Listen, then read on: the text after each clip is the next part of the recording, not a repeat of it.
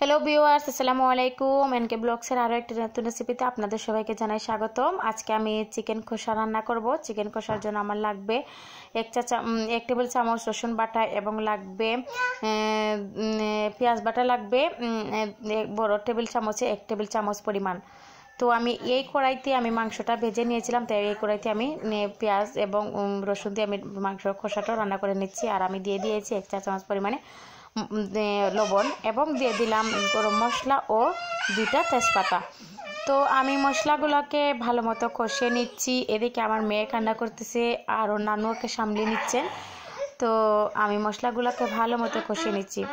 নিশুমনা, তুমি কান্না করতেছো কেন? আম্মু কান্না কইরো না।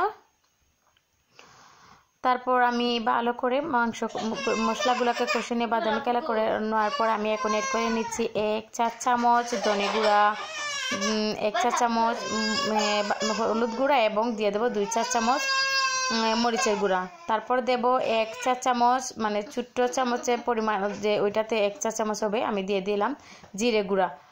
আমি ধনে গুঁড়া, হলুদ গুঁড়া, মরিচের গুঁড়া এবং জিরে গুঁড়া দেওয়ার পর ভালো মতো কষিয়ে নিচ্ছি এবং আমার চিকেন ভেজে রাখা চিকেনটা আমি দিয়ে দিচ্ছি। তো আমি এখানে চিকেন আগে থেকে ভেজে রেখেছিলাম, আমি এখন এড করে নিয়েছি। এখন চিকেনটাকে ভালো মতো চামচের সাহায্যে নেড়ে চেড়ে নিয়ে তারপর এখানে একটু পরিমাণ মতো পানি দিয়ে ঢাকনা দিয়ে ঢেকে দিয়েছি। তো ঢাকনা দিয়ে ঢেকে দেওয়ার পর আমি আরও ঢাকনাটা সরিয়ে নিয়ে আমি এর উপরে এড করে নিলাম গাজরকে গ্রেট করে রাখা গাজর।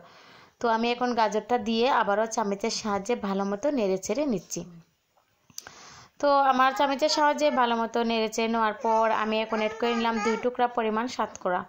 তো শতকরা দেওয়ার পর আমি দিয়ে দিয়েছি আদাকে আমি গ্রেটার দিয়ে গ্রেট করে নিয়েছি। তারপর আমি আবারও নেড়ে ছেড়ে নিয়ে আমি ঢাকনা দিয়ে ডেকে দিয়েছিলাম এবং ঢাকনা দিয়ে ডেকে দেওয়ার পর আমি আবারও 5 মিনিট পর ঢাকনাটা সরিয়ে নিয়েছি।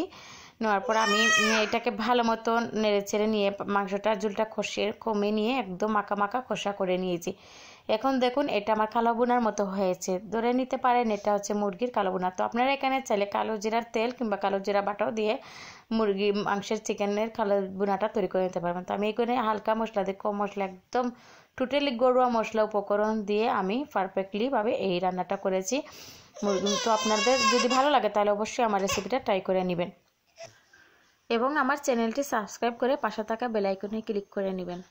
আমাকে অবশ্যই আপনারা সবাই সাপোর্ট করবেন প্লিজ দর্শক, আপনাদের সাপোর্টের জন্যই এগিয়ে যাবো সামনের দিকে। তো দর্শক, এতক্ষণ আমার সাথে থাকার জন্য সবাইকে ধন্যবাদ।